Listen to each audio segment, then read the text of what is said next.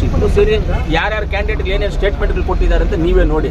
ಅವರೇ ಕ್ಯಾಂಡಿಡೇಟ್ಗಳು ಆಗದೇ ಇರೋರು ಆಗಿರೋರು ಏನೇನು ಸ್ಟೇಟ್ಮೆಂಟ್ಗಳು ಕೊಟ್ಟವ್ರೆ, ಹೆಂಗೆ ಕೊಟ್ಟವ್ರೆ ಅಂತ ನೀವೇ ಯೋಚನೆ ಮಾಡಿ. ಪ್ರಕಾಶ್ ಅವರು ಒಂದು ಮಾತಂದ್ರೆ ₹1 ಕೊಡದೆ ಅವ್ರ ಚುನಾವಣೆ ಎಲ್ಲಾ ಅಭ್ಯರ್ಥಿಗಳನ್ನ ಗೆಲ್ಲಿಸಲಿ ನೋಡೋಣ ಅಂತ ಇದ್ದಾರೆ. ಸೊ ಈ ರೀತಿ ಆಗ್ಬೋದಾ? ಒಂದೇ ₹1 ಅವರು ₹1 ಕೊಡದೆ ಎಲ್ಲ ಚುನಾವಣೆ ಎಲ್ಲ ಅಭ್ಯರ್ಥಿಗಳನ್ನು ಮಾಡಲಿ, ಅದನ್ನು ನಾವು ನೋಡೋಣ. ಅವರು ಮಾಡಲಿ ಆ ಕೆಲಸ, ಅವರು ಆ ಕೆಲಸ ಮಾಡಲಿ, ನಾವು ಆ ಕೆಲಸ ಮಾಡ್ತೀವಿ.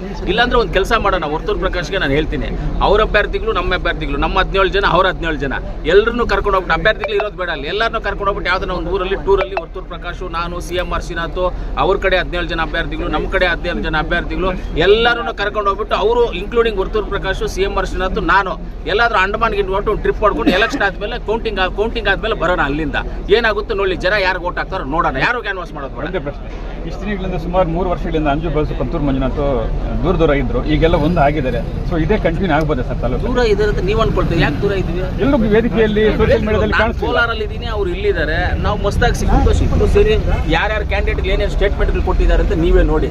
ಅವರೇ ಕ್ಯಾಂಡಿಡೇಟ್ಗಳು ಆಗದೇ ಇರೋರು ಆಗಿರೋರು ಏನೇನು ಸ್ಟೇಟ್ಮೆಂಟ್ಗಳು ಕೊಟ್ಟವ್ರೆ, ಹೆಂಗೆ ಕೊಟ್ಟವ್ರೆ ಅಂತ ನೀವೇ ಯೋಚನೆ ಮಾಡಿ. ಪ್ರಕಾಶ್ ಅವರು ಒಂದು ಮಾತಂದ್ರೆ ₹1 ಕೊಡದೆ ಅವ್ರ ಚುನಾವಣೆ ಎಲ್ಲಾ ಅಭ್ಯರ್ಥಿಗಳನ್ನ ಗೆಲ್ಲಿಸಲಿ ನೋಡೋಣ ಅಂತ ಇದ್ದಾರೆ. ಸೊ ಈ ರೀತಿ ಆಗ್ಬೋದಾ?